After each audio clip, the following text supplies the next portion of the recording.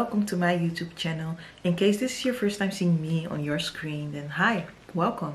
My name is Yvettekayee and I will be posting every Friday 10 o'clock in the morning about self-improvement related content, beauty related content, lifestyle related content, and a little bit of tech.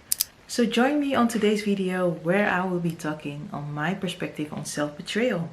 So yeah, let's go. So as a certified people pleaser, I have betrayed myself in different ways. And when you hear the word self-betrayal, you might think that it has to do with getting yourself involved in extreme and uncomfortable situations by choice. And it partly is. Self-betrayal happens like that most of the time. But the thing is with self-betrayal, it also manifests itself in subtle, subconscious little ways on a regular basis. You wouldn't even notice that those situations could be a form of self-betrayal until you reflect back on the situation you tolerated, you accepted, and checked in on the way you felt at that moment. So yeah, let's talk about the way self-betrayal can manifest itself in the subtle and subconscious way. Self-betrayal comes in different forms. It can be by saying too many yeses to things whereby you should have said no more often. It can be by experiencing certain feelings of discomfort, telling you like, this is not it, this is not what I should accept, but still tolerating it and not removing yourself from that situation. Self-betrayal can come in the form like being on the receiving end of undeserving blame, insult, microaggression, racism, discrimination, humiliation, you name it. Just tolerating all of those things and not standing firm on your boundaries. Self-betrayal can also be allowing people to design the trajectory of your life or label you as the person they think you're supposed to be. While you stand there and don't advocate for your authenticity, your individuality, and your autonomy. So eventually the lesson I learned in life, by giving too much just for the sake of someone to feel special, to feel seen, to feel valued, while the person never asked for it. But the thing is, when you finally hear those words, I didn't ask for this, I never asked for this, that's the moment that reality hits you very hard in your face and you will realize that you've been giving too much along the way and that you've been betraying yourself all those times. When you realize what the price was of those moments of self-betrayal, you will really feel embarrassed.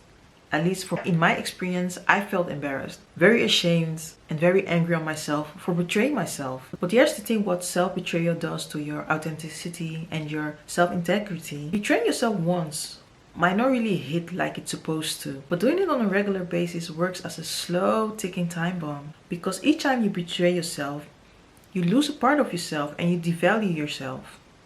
Because why? You didn't put yourself first. Self-betrayal is a very heavy mental load to carry, and when it gets too heavy, too intolerable, you will not be able to look yourself in the eye because of the embarrassment, because of the shame.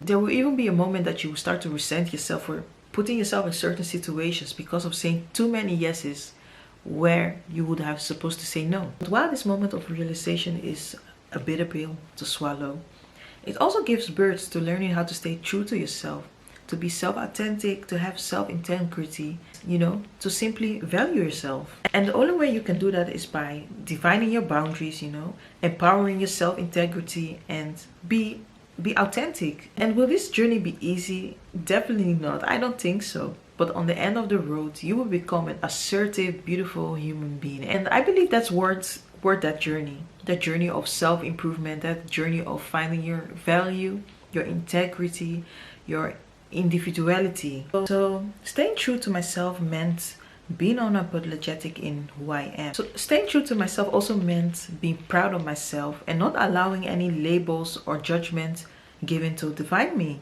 And staying true to myself was also being in tune with my inner child, because the inner child contains the raw version of me, the raw version of you, of the things you liked, of the things that makes you happy way before society put pressure on you on the way you're supposed to look, the way you're supposed to act, and the way you're supposed to behave. So my way of training my boundaries was saying less yes and more no to things that I didn't feel comfortable by. Training my self-integrity meant sticking to my core values and never allowing someone else to change them for me. And while I'm on this wonderful and dynamic journey of self-discovery, I 100% know that the inner child in me would be so proud of the version that I've become today. And I believe that even you too can make your inner child proud. It's never too late, but the first place to start is by forgiving yourself for that self-betrayal whenever you're ready. So give yourself grace and forgive yourself for the times that you have betrayed yourself and learn from them.